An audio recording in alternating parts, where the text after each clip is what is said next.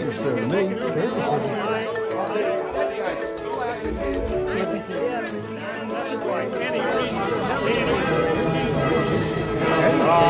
Well, if you don't know what fair is, you can't make it. Unacceptable by any reason.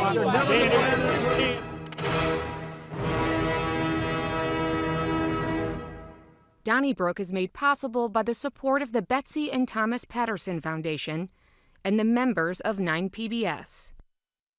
Hey, thanks so much for joining us for another edition of Donnybrook. Whether you're tuning in live or online or via a podcast, we thank you. And we also encourage you to tune in a little later and stay tuned because we're going to tell you how to join us for our big annual fundraiser. It's April 16th. We call it Donny Bash. Details presently. But first, let's meet the panelists, starting with the media veteran herself, Wendy Wiese. Bill McClellan from the St. Louis Post-Dispatch. Sarah Fenske from her daily newsletter, the 314 podcast, and St. Louis Magazine. And last week's host with the most, from coast to coast, Alvin Reid from the St. Louis American, who did too good a job. They carried me, Charlie. Hey, I enjoyed the program. And I listened on my favorite podcast source. We're going to start the program with you, Wendy. The news is not very good because the state of Missouri just announced the latest test scores for the children in grade school and high school, and about 44% are proficient, meet proficient standards in both the English language arts and mathematics. That means about 55, 56% are not proficient. They're below that. Now, a lot of people say this is because of absenteeism. For some reason, kids are not showing up. And I saw an article in the Boston Globe that said, well, one way to cure absenteeism is to pay the kids as they're doing in Detroit and Oakland. Actually, give them about $1,000 a year in exchange for attendance. What do you think? Well, I think that we have sort of tried that kind of thing before. When we gave the television sets away, I can't even remember when it was. It could have been 20, 25, 30 years ago. Early 90s. Early 90s. So we've tried that, and people went berserk when that happened. I don't think paying them or giving them credit cards, I don't think that's going to go over very well either. But I did have a thought that will probably elicit more hate mail than anything I've ever said. Is that possible? On this, I don't know. But because we're talking about these pilot programs, I thought, why not have a pilot program, in which you would involve some religious orders. Before people throw things at their television sets or rocks or burn me in effigy, there are Catholic religious orders that are dedicated to nothing but educating the poorest of the poor. They have been doing this for hundreds of years. And if you look up Catherine McCauley, who was the foundress of Mercy, the Sisters of Mercy in Ireland. Dublin. She changed, that's where the House of Mercy is, but she changed the course of history in Ireland because she said every child is precious and has a destiny, but that can only be locked through education. So, and I understand the church and state situation, but if we don't address it, these children are our future. There is no new, unless it's bots or AI. They are the future. So before we, completely dismiss this out of hand, I don't see why we can't have a pilot program. You don't have to talk about religion, but let these. They're not wearing habits anymore. They're not wearing. But you've got the Salesians of the Don Bosco. You've got the Jesuits, for heaven's sakes. Bill just wrote about the Jesuits a couple of weeks ago in a rather successful middle school, Loyola Academy. Yeah, yes, of course. Now, they're not taking anybody. They're not like the public schools. Whoever comes into the door, you have to test in, and you have to have family support, and what they're doing at Loyola Academy is great, but I don't think it can translate into the larger public schools. Alvin, your parents were educators. I'm just totally against that idea because, for one thing, look, you don't need orders. You can volunteer. I mean, anybody who's involved in the church anywhere or any kind of religious faith can get all together, volunteer, and whatever they would do in the name of whatever they could do just by going down there and doing it. Sarah, you weren't born yet, but there was a program called Room 222, okay? And I remember this episode because they were trying to get some of the kids to read. And I forgot who the black teacher was. I think his name was Lloyd. Lloyd, yeah. All right. He said, would you read it for this? And he threw some change on a kid's desk, and the kid read.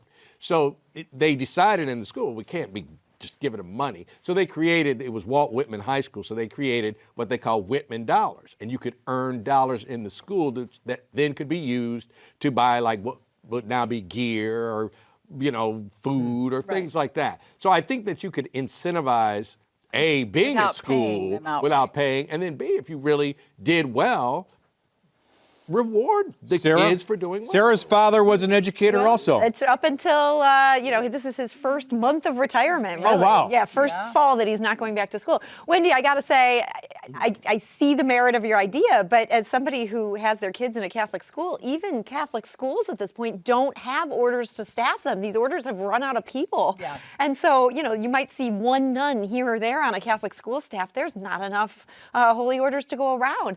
I don't know what it takes to help motivate people to understand that education is going to change your life and that it's that learning is fun. It feels like we've lost this as a society, that there's a problem here that's so much bigger than Missouri and so much bigger than any one school district. It just feels like our civilization has lost the plot. Well, that's a great point, Sarah, because I always hear that the immigrant children are striving harder. I remember when all of a sudden we had all these Vietnamese immigrants, and their kids were doing fine in school because the parents were so intent on them learning. So I wonder. It doesn't. Okay. It feels like the problem isn't the schools. The problem is people are coming into the schools just not feeling like this is something they need to care about. Well, Sarah, let's move on. Okay. Only for the sake of time here, folks. Sarah, this week on NBC's Meet the Press, Illinois Governor J.B. Pritzker defended the redistricting in his state, even though some of these organizations which grade redistricting, like Princeton, have given it an F because the districts are so crazy to be pro-democratic. There's 17 congressional districts in Illinois. 3 are Republican, even though 44% of the state voted for Donald Trump. In fact, the 13th district, which Nikki Budzinski has right now, goes from East St. Louis, Springfield, Champaign. It's really serpentine. Does he have any moral authority to criticize the Texas governor when it comes to redistricting? I actually think he does. And I understand that Illinois' map is crazy because I think pretty much 49 states of the country at this point have maps that are crazy. Everybody's been playing this game for a long time now. What is different here is in Texas, they're trying to change the rules of when you are even allowed to play the game. And I was vehement about this last week. I think this is terrible. You can't change the rules mid-game. And now that Texas has done this, it feels like all the rules are out the window. You've got every state in the union looking at this, like, how do we jerry-rig this? How do we juke these districts? It seems like they've opened Pandora's box, and all the trouble in the world is now jumping forth.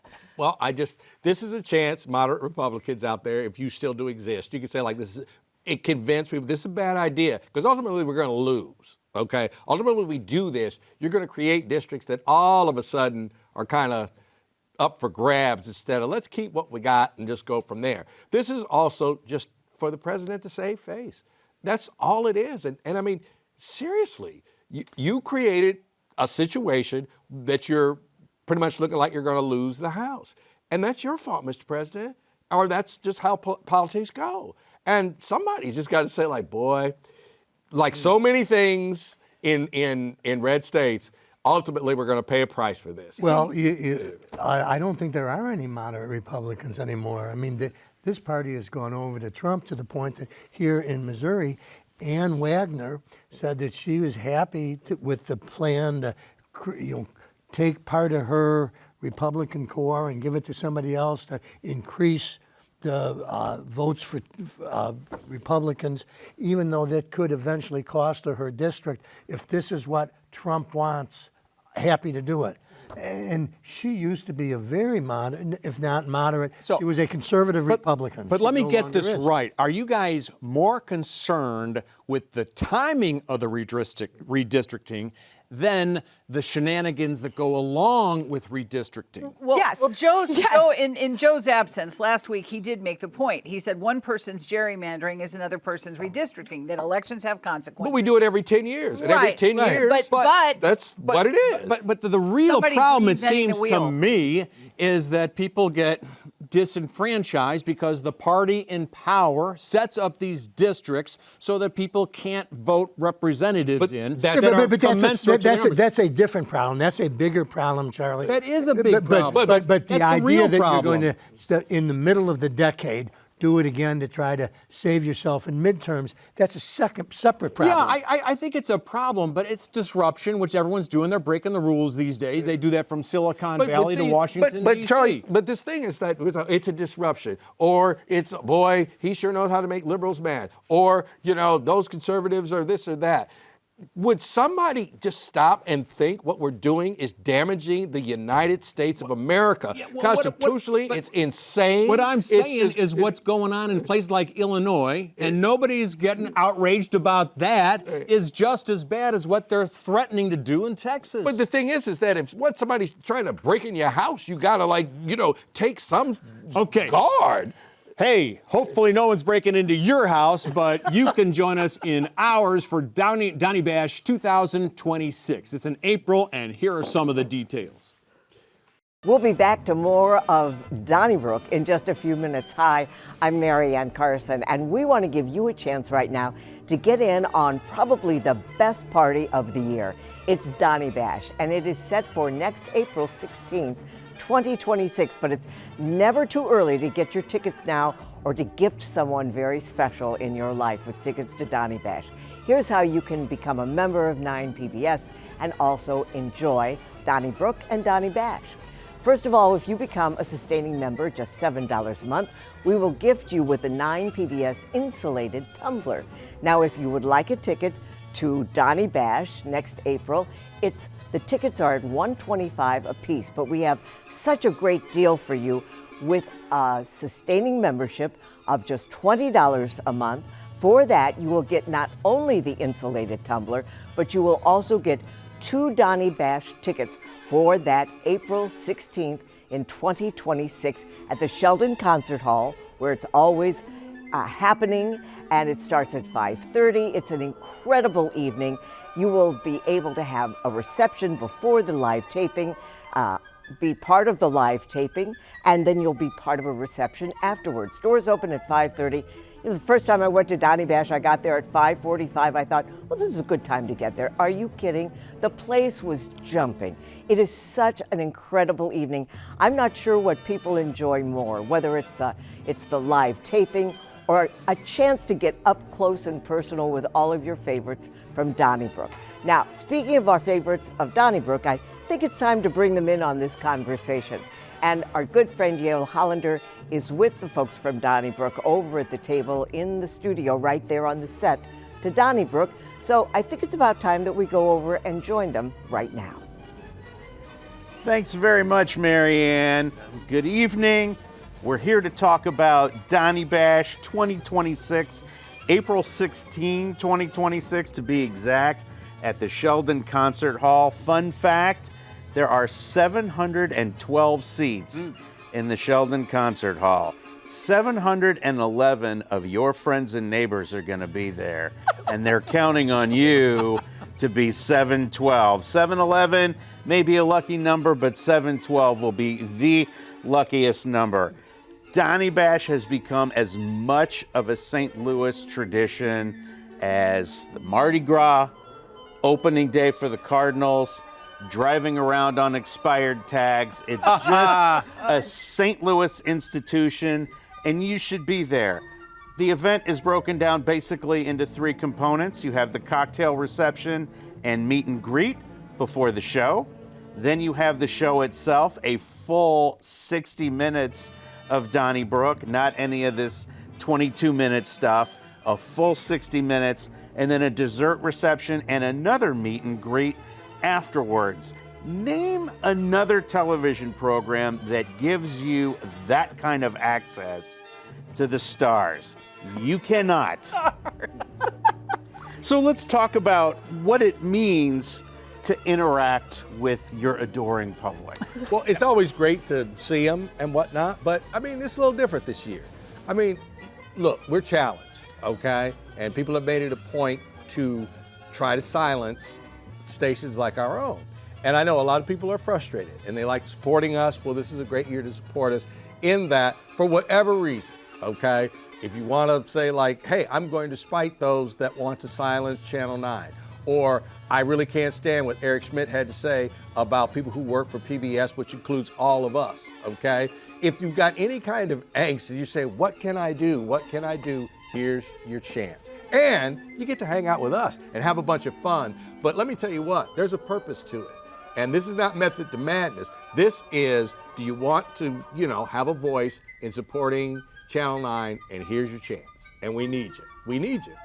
Yeah, we did lose about 13% of our funding with recent action or inaction in Washington, D.C. So this is the time for all good men and women to come to the aid of their local PBS station. And let's face it, when you look at a lot of the programming here on 9 PBS, it's enlightening, it's inspiring, it's often educational. And I don't think there's another program like this in St. Louis where it's actually 28 minutes and 47 seconds. I was going to say 27:45.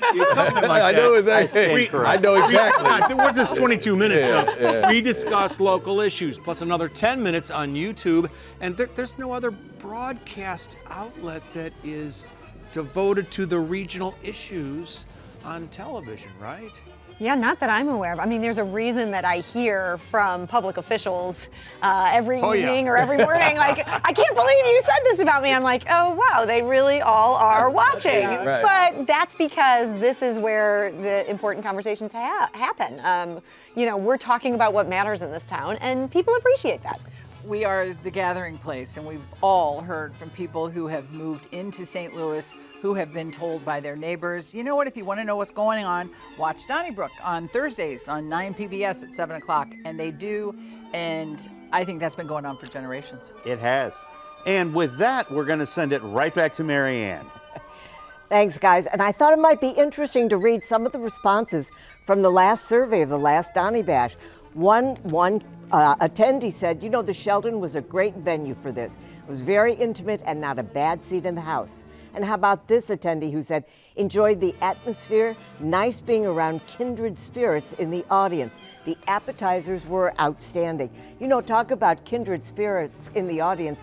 You will be surrounded at Donny Bash by other 9 PBS members. And that's what I think makes it such a wonderful community event, is because we're all there because we love Donnybrook and we love 9 PBS. Let's get you there, though, for that April 16th, that Thursday, next year, April 16th, at the Sheldon Concert Hall. Well, first of all, when you join us as a sustaining member at $7 a month, we're going to send you that 9 PBS insulated tumbler. But if you want to be at the Donny Bash event, the tickets are $125 a piece. But here's the best deal of all. When you become a sustaining member right now at $20 a month, well, we've got a great combo for you. You'll not only get the 9 PBS insulated tumbler, you'll also get 2 tickets to Donny Bash, and that is at the $20 ongoing monthly sustainer contribution. Don't forget, with all of these membership levels, you'll receive 9 PBS Passport. Don't forget, you can watch Donnybrook on the 9 PBS app. We encourage you to download that. That is for free. And of course, as a member, you'll receive 9 PBS Passport, which is really that extra key that unlocks even more programming available to you on the 9 PBS library. And some of your favorite shows are added week after week. But becoming a member of 9 PBS, make sure you call us or go online at 9pbs.org. That's NENINEPBS.org. Join us right now.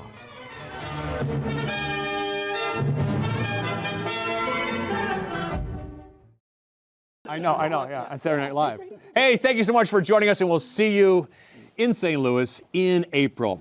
Hey, Bill, I want to ask you about former Missouri Congressman Billy Long, who just set a new record, the shortest tenure of any IRS commissioner. He got the job and spent 2 months in office before he was jettisoned, and now he's going to become, I guess, the ambassador to Iceland. Some people have suggested that he refused to hand over confidential information to the Department of Homeland Security, confidential information of people accused of being here illegally. And so he'd kind of be a hero in this case. Are you buying that? No, certainly not. I mean, I respect what Billy Long is. He was a great auctioneer. He's a funny guy, and his loyalty is to Donald Trump. I mean, he started the whole thing about get on the Trump train, and Donald Trump likes him, and I cannot imagine that Billy Long would stand up to Donald Trump, and I can't imagine that Donald Trump would, if somebody stood up to him, that Donald Trump would make that guy an ambassador. I mean, Donald Trump would try to destroy him. So I'm not sure what the story is, but I think Billy Long will be a terrific ambassador in Ireland. In Iceland. And I think he'll entertain everybody, and he can do that auctioneer thing he used to do in Congress, and everybody would laugh and clap. I think he'll be a great ambassador to Iceland. Well, he was certainly trying some new things at the Internal Revenue Service. I don't know that I want the director of the Internal Revenue Service to be a, hey, everybody, where he's celebrating Friday and my birthday and everybody gets to leave early. But I kind of have a theory about the fact that he is such a big personality, really popular, very entertaining. Somebody, the personality in chief, likes to be the only guy in the room who's on stage with the microphone and the pinky ring. And so I'm kind of wondering if maybe that was one of the reasons why he was jettisoned or dispatched to Iceland. I really like this theory. It's the first thing that has made sense. No basis in reality. No, I love it. I'm just really sad because I was reading in the New York Times, apparently Billy Long floated the idea of moving like the top IRS brass to his hometown of Springfield, Missouri. I think that would have been really good for Missouri. And so I'm sad that he couldn't manage to last longer than 2 months. And that's funny that, in the world of wagering, you have the over and the under, and I would have lost because I would have took over 2 months. So I don't know what you do. I will say this: the woman who ran Bureau of Labor Statistics had the nerve to come in and say like, "Hey, the jobs report ain't too good this month," and she got fired on the spot. Yeah. So I mean, but I do not think that Billy Long stood up. No, but I love Wendy, sir. If you remember, Captain Hook was jealous of Shmee because he thought Shmee had good form, and you can only have good form if you're not trying to have it. And maybe Donald Trump is Captain Hook, and Shmee. Long had I never thought of that. Short tenure. Alvin Reid, Well done. I want to ask you about the largest construction project in the history of St. Charles. At least that's the plan. I think they call it Project Cumulus. And it's 400 acres on the Elm Point groundwater site. And it's going to be a data center. It's going to help people who work through artificial intelligence convey information around the globe. Requires a lot of water, between 500,000 and 9 million gallons a day. The developer is anonymous, and the mayor has signed a non-disclosure agreement, so he can't give us any information. If you were living in St. Charles, would you be in favor of this? I think I would have to be in favor of it because we talk, what's that word everybody says? Not just a project, it's a transformational project. Right, there it is. This kind of could be, for St. Charles. And last I looked, doesn't the Missouri River run right past St. Charles? You could find a way, just create these, you have to build your own water treatment plant, on ground or whatever, so you can treat your own water. I think you could get around that water thing. I think it's fine. I think what they fear is you create this gigantic place where all these people work, and then all these people will want kind of maybe affordable housing, and all of a sudden the idea of running Metro out to St. Charles would take on a new life. I think they're being stodgy. I think the big problem with this project is that it's not going to employ a lot of people. I think it's transformational in terms of, it's going to take up a large footprint, and they're going to suck up a ton of electricity and potentially raise the rates for all the rest of us and take a ton of water. But these things do not lead to a lot of employment.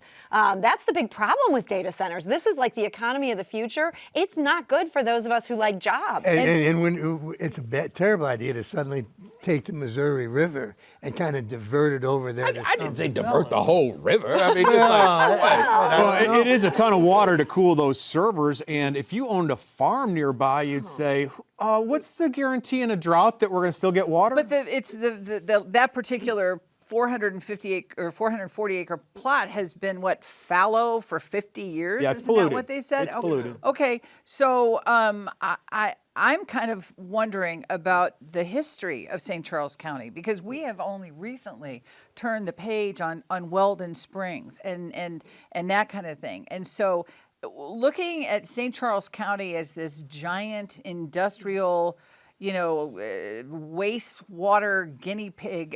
If I live out there and my property values are not too bad right now, I'm probably not too happy. Real quick. If Sean Conn decided, you know what, I'm tired of Jacksonville and I'm not moving to London, I'm moving my team to St. Louis. But the team's going to play in St. Charles on this 450 acres, build me a stadium. And then people in St. Charles are like, build the man a stadium. Sure. Right, I guarantee it. So because you wouldn't be taking 9 million gallons of water a day. Well, football players drink a lot of water. Yeah, they do. Hey, let's stay in St. Charles. The Francis Howell School District had an unusual move. It hired a guy by the name of Mike Dominguez in March. That was the old school committee. And then there were elections. A new school committee came in. And by June, he was out the door. He had a short tenure. Actually, his tenure was so short, he didn't even start. But the committee did give him a $229,000 going away package. By August the 4th, he already had a job at the Shawnee Public Schools, Alvin, in Oklahoma. Does something here seem fishy? Because the Holy Joe Society, some self-appointed watchdogs, including former Judge Bob Durker and Beavis Schock, the attorney, they want to look into this. What do you think? Well, I think what they would, we won't find out, and I don't want to say it was nefarious, but I think there is a little bit more to this.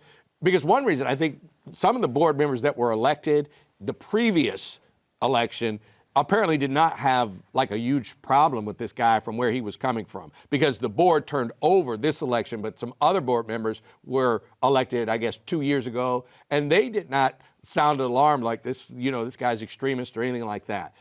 All right, if somebody's got to go or you want them to go and you buy them out and send them on their way, I understand that, and I think that's exactly what should happen in St. Louis, Missouri with St. Louis Public Schools. I think the only reason that the current superintendent has her job now is because they fear that if we just buy her off, everybody say, well, the district's already broke. Well, this is what you do. Just like a bad football coach, you get the boosters together and say, like, look, we need $400,000 to send this coach either on his or her way.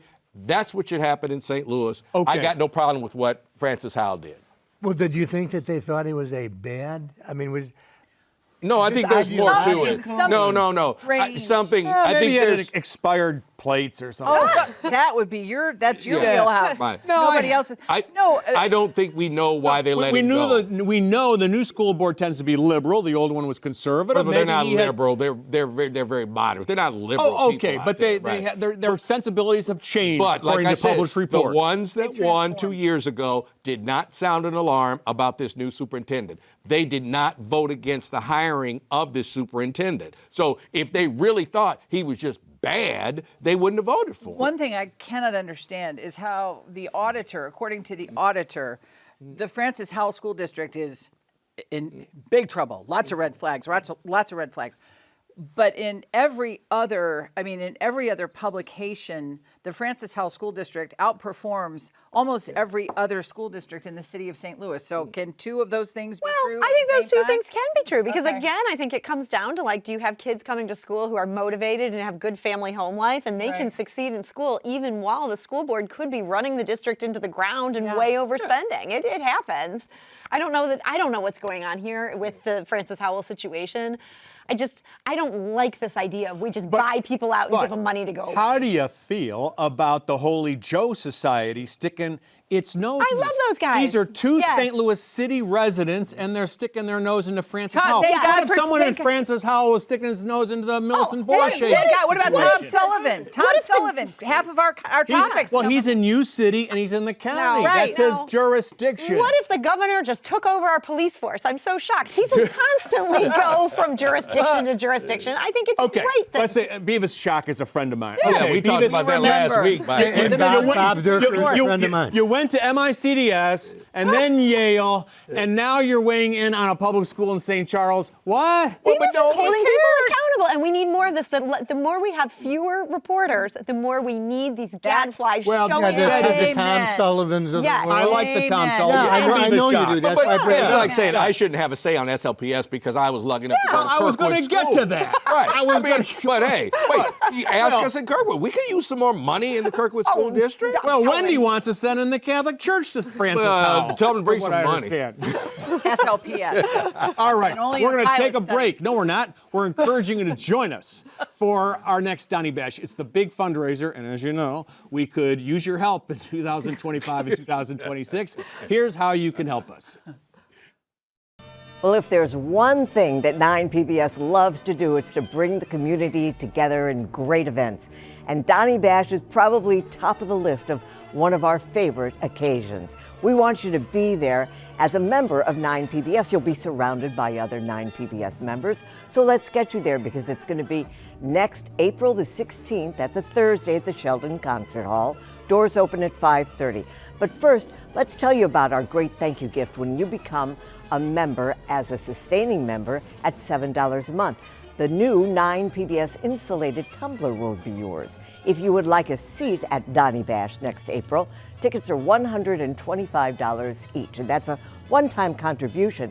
But you can get this wonderful combo at $20 a month as a sustaining member, where you get not only the insulated tumbler, you also get not one but two tickets to Donny Bash, and that is yours. And all of these levels also include 9PBS Passport. You can call us or you can go online and join us at any time. Well, our folks from Donnybrook, your favorites, and my friend and our friend Yale Hollander is over on the other side of the studio where it's getting a little raucous over there. So let's see what everyone is up to right now. Thank you, friend Marianne. We are back at the big table with some of your favorite Donnybrookers who will all be at the Sheldon Concert Hall on April 16th, 2026. Donny Bash is an incredible event, but within this incredible event, there's a couple of really cool things that I want to talk about. First, you get to see not only the show, but you get to see everything that goes on behind the scenes, everything that is going on just off screen. You get to see all of the camera people and the work that they're doing, and the sound technicians, and of course our producer Anne-Marie Berger running around making sure that everything is absolutely perfect for the show. You get to see all of that. You get to watch how Donnybrook is actually made. And then the last few minutes of Donny Bash are reserved for you. Q&A, live Q&A. Hit them with your best shot. See who is on their game, who is off their game that night with these questions. That's always a fun time. There's always at least one surprising question in there that catches somebody off guard. But it's just that kind of thing that makes Donny Bash special. We know that Alvin's favorite part of the evening is at the beginning when we bring him out to the table and the room goes wild. But I just want to kind of go around. What are some of your favorite aspects of Donnie Bash night. Well, you said the behind the scenes. Like one time, Sarah, you got to do it before you were like on every week, and I had that, and I was saying like, hey, what time are we supposed to be there? And Reid said like, we want the talent to get there at a certain time, and I literally said like, is somebody else coming? Right? But is it like, no, you're talent, right? It's like, but no, it is cool because it is a live television program, and Jimmy Fallon, all the ones, they still take that ahead of when you see it that night. When you're there, you are seeing a live television program, and it's kind of cool. I was saying, like, that's why I like it. I mean, because like, hey, this is it. And I think one of our favorite moments is every year you do an inspirational send-off. Seriously, we're backstage. We have like a team moment where you say something very sweet and really inspirational for all of us. That's one of my favorites. We love the before, the after, the during. It's just a great night. I will say I mostly love the after. So being in front of that kind of like live studio audience, it certainly adds this note of like anxiety. Like if we fall flat on our face, we're falling flat on our face in front of all the viewers of 9 PBS and a live studio At 727? 712. So what I think is great is like after we're done with the live taping, we all go upstairs and just have a drink, and it's just so fun and so relaxed, and we've all kind of been in this together. The audience sweating it right along with us, and there we And are. it's nice to see all the people who come out to support us because it's our fundraiser. It's our annual fundraiser, really the only one that we have for Donnie Bash. And it supports the programs here at 9 PBS like Living St. Louis, which is doing some of the best television ever right now here in St. Louis. Absolutely. And with that, we're going to send it back to the studio with my friend, Marianne Carson. Thank you so much, guys. You know, how often have you seen here on 9 PBS when we talk about what is so St. Louis? Well, I'd like to quote our CEO, Amy Shaw, when she said, "There is nothing so St. Louis as Channel 9. Amy also said, $1.8 million annually of our budget is now gone. It is not the outcome we hoped for. And Amy really thanked everyone who showed up to support us, to email us with the calls and the letters. As we say, we may be defunded, but we are not defeated. We want you to know that we will continue to be here, to have the programs that you turn to have the events for the community to bring us all together, and to remind you that now more than ever, your membership counts. We have wonderful ways for you to celebrate being a 9 PBS member. If you join us right now at $7 a month as a sustaining member, we will send you the 9 PBS insulated tumbler. If you want to be there in the audience for Donnie Bash next April 16th on that Thursday at the Sheldon Concert Hall, well, tickets are $125 a piece as a one-time contribution. But listen to this deal. What a great combo. You can become a sustaining member right now for $20 a month, and we will send you not only that insulated tumbler, but not one, but 2 tickets to enjoy Donnie Bash next Thursday at the Sheldon Concert Hall. Don't forget, the doors open at 5:30. It is the party of the year. We want you to be there in the audience, but even more so, we want to be able to thank you for supporting great programming and community events that we bring you right here on 9 PBS. Give us a call or join us online, but do it right now.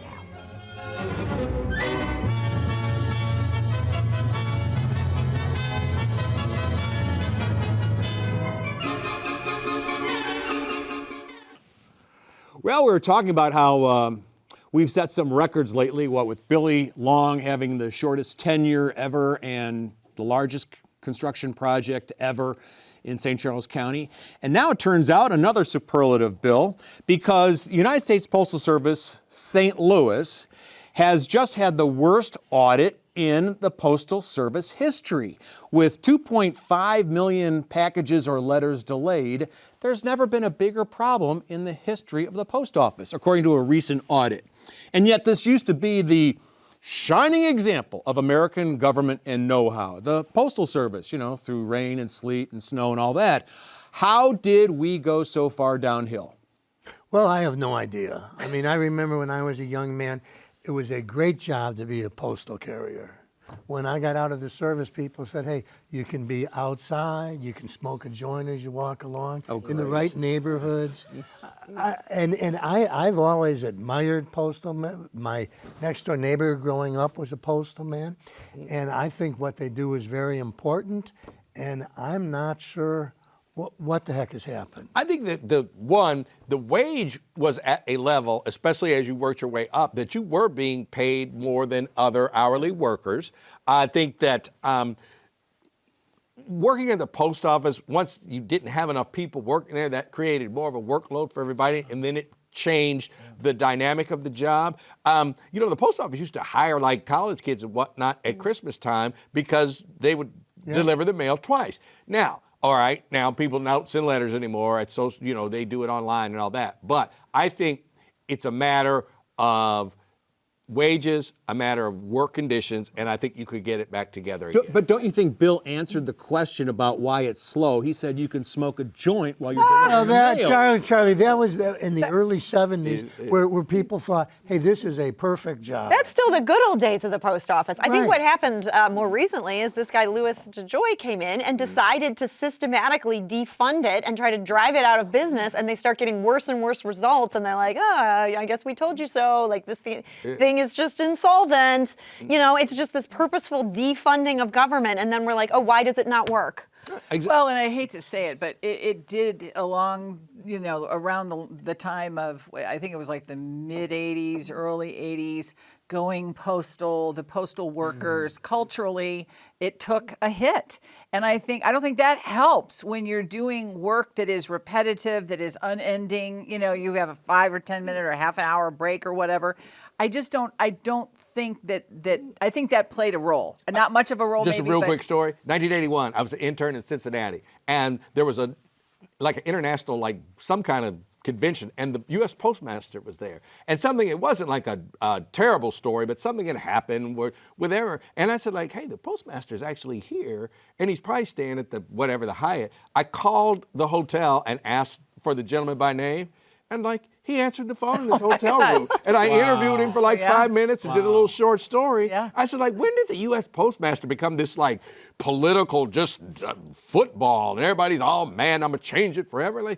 This guy answered the phone in his hotel. And as far as repetitive work, the UAW, that was repetitive work. But as long as you're paying people a lot, and they're have happy with it, and they can support a family. But there are very few incidents of workplace violence that ends up being a monologue with Jay Leno in terms of the UAW. I think Alvin made a good point, and that is with the worker shortage, and the mail still keeps coming. It keeps coming. And you can get pretty turned off. I've had postal workers explain that to me. Said, they say we're not joking around. The mail never stops. And right when you get done, they might come in and say, hey, we need you all to work an extra 2 or 3 hours. And you get paid overtime, or you get more pay. Yeah. But it's almost like, I just want to go home, right? Get that. Sarah, I want to ask you about a story that you covered, and so do some other media outlets, and that is the last Tuesday, I guess, some teenagers carjacked an Uber driver. They were arrested, and then they were kind of sent home to their parents. And then on Thursday,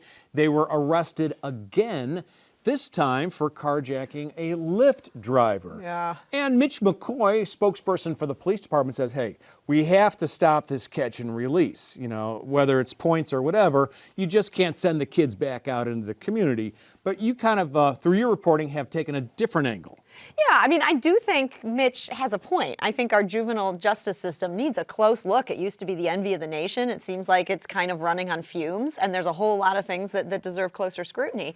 I do think, based on some of the reporting of my colleague, Ryan Kroll, Uber and Lyft have found cheap ways to do things, and with Missouri's regulatory landscape, they have been mostly allowed to get away with that. And so there's things that they can do that make it harder for teenagers to ride a Lyft, like to say you can't book a Lyft with a debit card. to say that like you have to have ID if you're going to be a passenger. You have to like be able to establish yourself as a legitimate person. Up until very recently in Missouri, they weren't doing that. And so some of these lawyers who are pursuing these cases are saying, okay, let's look at what happened here, because they could have some processes in place that could actually save lives for these guys who are just out there providing the role that taxi drivers traditionally did. It's a dangerous job, and it's incumbent on these apps to do what they can to make sure they're creating a safe environment. Well, you know, if they had carjacked somebody like with a mop handle or something, that's one thing. But if a gun is involved, why they back out on the street? Exactly. I mean, why? What? That's not up for discussion. Sure. Exactly. Right. And I'm like, I don't want to hear about Uber or anything else. this It's like, this is way behold it. This was a 67-year-old Right. driver, You okay? pulled- And right. they shot at him. Fortunately, they missed him. That's a miracle. You know, they could have killed him. And aren't the lawyers incentivized by the settlement fee they might get after they sue? I mean, you know, you can tell a man's opinions by, you know, figuring out who pays for his corn pone. Well, sure, but that's the system, Charlie. I mean, Yeah, I know, but it's how is somebody going to get a lawyer if you don't have any money, if you don't have But that kind of system? the lawyer should be blaming the kids. No, not Uber and Lyft. No. Yes. Once you're in trouble, you hire a lawyer, and the lawyer should do everything they can to get you back out on the street. I'm not talking about the defendants in this case. oh. I'm talking. They're representing the drivers. Right. Oh, yeah. They're trying to get the family some money, and you can't sue the kids. Obviously, this is the fault of those kids, Right. maybe their parents, but they don't have any money. So if you're the lawyer, you're going to sue Uber. Or Lyft. Well, because you're trying to make money as a lawyer. Yeah. This reminds me of when the Kias were being stolen, and the city of St. Louis wanted to sue Blaming Kia. South Korea. Well, but look, Kia. there was a good point there that Kia made these cars that were incredibly easy to steal, and they had to fix the design flaw in those cars to stop that rampage. This is actually the same argument you're making my point. But funny thing, it didn't happen in all cities around the country, but in places happened like in St. a Louis, lot. where It everybody did happen in some cities. cities. Not in all cities. No, I didn't say That's all, the but thing, it did happen in other cities. Not in all And- cities. wait a It's the minute. individual But and it's the culture Charlie, of crime. Other cities sued as well. We weren't even the first city to sue. Thank you, Alvin. But what I can't figure out is if we know that it worked, as Mitch McCoy said, I just love saying his name. As Mitch McCoy said, it worked over the 4th of July. Why did we suspend it? Yeah. Let's just keep that going. Hold the parents responsible. And if you pull a gun on somebody, Then you're not lucky going to ever home see your to house mommy and again. daddy. And obviously, the juvenile system has to be changed if you're allowing these kids to carjack somebody on Tuesday night to come back. Exactly. Here's the problem, and I think that you'll all agree with me, maybe for the first time in weeks, and that is, there is on Missouri books the possibility of having kids perform community service as a condition for their release. But we don't use it. The judges, for whatever reason, they've dropped it. I don't want to hear And about some community what service I'm if telling you you, pull a gun on I'm somebody. moving on to the next topic because the folks in North St. Louis are complaining that their sidewalks have too much vegetation that's growing everywhere, Sarah, and no one's mowing it. Well, how about some of the kids who are pulled into the police station? Well, I'm Have going to them tell mow it. you, that'll work about as well as our current system. What the people in North City are actually mad about is that the city is paying a contractor who goes and like sort of pretends to mow these lawns, takes photos, sends it in and bills the city. And the neighbors are saying, hey, we're the ones that are keeping track of these lawns, and this for-profit company is just profiting from it. The city basically says, hey, it's hard to supervise these contractors. You got to supervise these volunteers. Your system's not going to work. We do not have agreement, Charlie, here or ever. No, that's fine. We don't need one on Donnybrook. But why don't the people in North St. Louis just mow the sidewalks I mean, themselves? they are doing that, Okay. and that is their It's not a big frustration problem. that other people there are was this billing the city storm, for May it. 16th, and many of them probably can't locate their lawnmower. But there is no love between the Cleveland. You guys have got to. We are the world, Cleveland. Right. My Divided God. by a river. Wow. Hey, that's great. They got some kids out here. They're cutting the lawns and trimming the hedges. Isn't that great? Where'd they find those kids at? I said, those are the two kids that had the back-to-back carjacking. With a gun. With a gun, right. Yeah. And the first thing you do is lock your doors. Right. No. Maybe not the carjackers, but other kids. We should have community service. That's my final word. And now let's find out what folks had to say about last week's program, right? Yeah, you can write us care of 9 PBS, 3655 Olive Street, St. Louis, Missouri, 63108. That is if you want to comment on this week's program. You can also email us at donnybrook@9pbs.org. On social media, use hashtag DonnybrookSTL. Want to remind you to call the comment line. We call that the 9 line, 314-512-9094. And like I did last week, listen to us on your favorite podcast source. But tune in to the 9PBS YouTube channel because we're going to talk about the amazing number of departures of businesses from downtown St. Louis. We call that program Last Call. We hope you join us. And we also hope you join us April the 16th for our next Donny Bash, our big fundraiser. In just a moment, more details. Donnybrook is made possible by the support of the Betsy and Thomas Patterson Foundation and the members of 9PBS.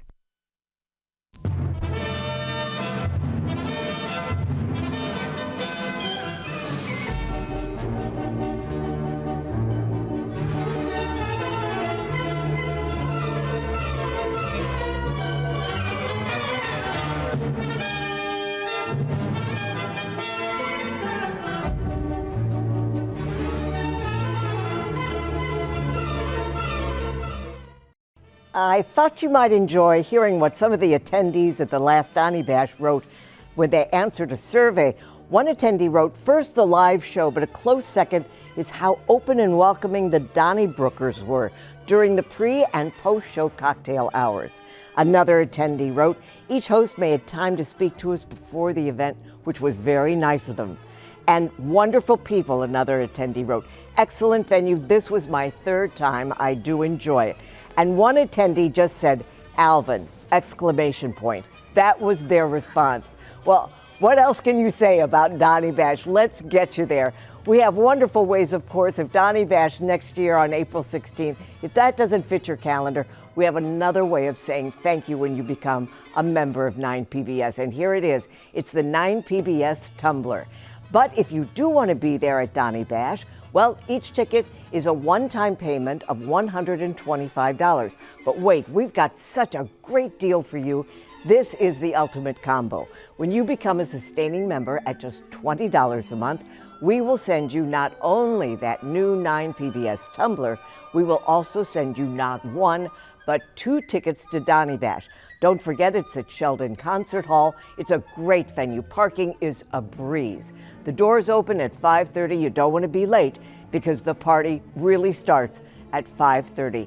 There's a pre-show reception, there's the live taping, and then a post-show cocktail dessert hour where you have time to really talk to all of the Donnybrookers, and our members love it. We love doing it for you every year. And speaking of the Donnybrookers and our friend Yale Hollander, let's go join them right now. You got me. Thank you, Marianne. So, Donny Bash, Sheldon Concert Hall, April 16th, 2026. It's a public affair. It's a social event wrapped around an essential St. Louis institution. But your purchase of tickets to this event is more than just entertainment, more than just an opportunity to mingle with the Donnybrookers. It's an opportunity to support an essential public entity at a very critical juncture. I think you've probably heard the expression defunded but not defeated, and that's where we're at with 9PBS. So we want you to come to the show, we want you to have a great time, but we also want you to remember that what you're doing is supporting an essential public institution in public media and 9PBS in particular. That's right. It's viewer-supported television, and you also get something out of it because it's a fun evening. There's no other evening like it in St. Louis where there's a live television broadcast, and we all mingle beforehand with some libations, enjoy the show, or at least we hope you enjoy the show live, and then we mingle afterwards. And I don't think there's anything like it in the United States. I've never heard of another television show in the United States or anywhere else where the audience shows up for a live show and everyone has a good time. For an hour. And has a good time. Right? Yeah. Right. There's the brawl out in the lobby. There's that. Yeah. But no, it's a fun evening for all involved. And you're part of it. When you're there, you are really part of the show. And I think people come and think they're going to sit there and think they're like watching a movie. Suddenly they're enthralled too. Yeah. Well, and it's natural responses, and it's fun to be part of. I can't remember if this was something that Sarah said on the air or off the air in the green room, but today, you know, the people who enjoy Donnybrook, we don't need ties or toasters or perfume or bathrobes or anything. It's all about experiences. And so we're so touched when we hear that people have, you know, our kids gave us this for our anniversary, or this was my birthday gift or my Father's Day gift, and we're coming up on the gift giving season. But I think Yale needs a tie.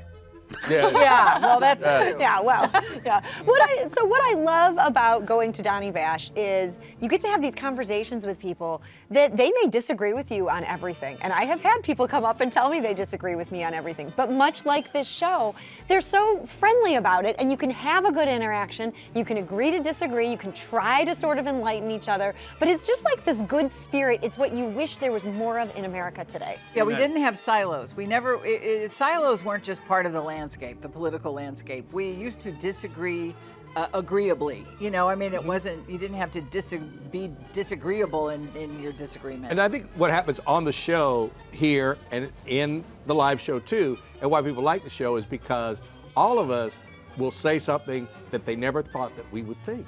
They say, like, we really don't, you know, pigeonhole ourselves. And I think that's why people like it. So like, wow, you sounded rather conservative. And I said, like, yeah. And I've told them, like, yeah, once you have kids, you become more conservative. But there are a lot of things where we are not, you know, like I say, monolithic.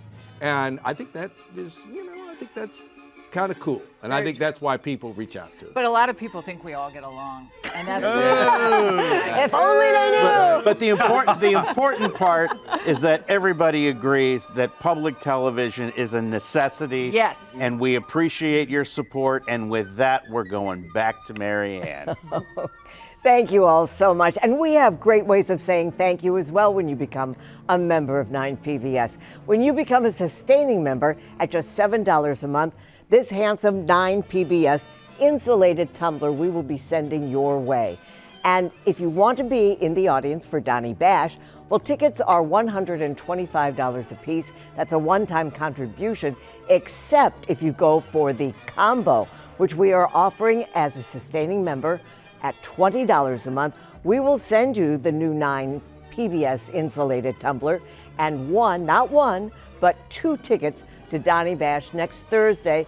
Not next Thursday, but the Thursday in April 16th at 5:30. The doors open at the Sheldon Concert Hall, and you can be there. And of course, I love my 9PBS insulated tumbler because, one, the straw doesn't fall out. It has its own straw. The top screws on, so even if you happen to drop it in your car, well, it doesn't spill all over the floor. I love my 9PBS mug. But you know, this tumbler, when I couldn't find it at the house, and I'm like going, where is it? You know where I found it? In the cup holder of my husband's lawnmower. And I was like, what are you doing with this? He said, I didn't steal it, you gave it to me. And I went, really?